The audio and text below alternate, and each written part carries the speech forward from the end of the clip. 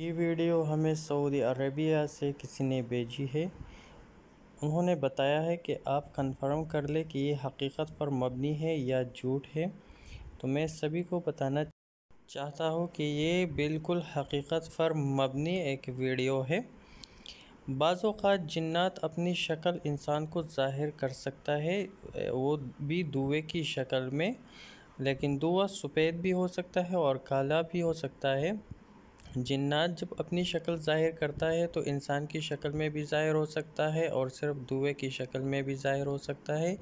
جنات کو جب بھی غصہ آ جاتا ہے تو وہ اپنی شکل ظاہر کر سکتا ہے۔ تو یہ ویڈیو بالکل حقیقت پر مبنی ہے اور بالکل آپ اس پر یقین کر سکتے ہیں۔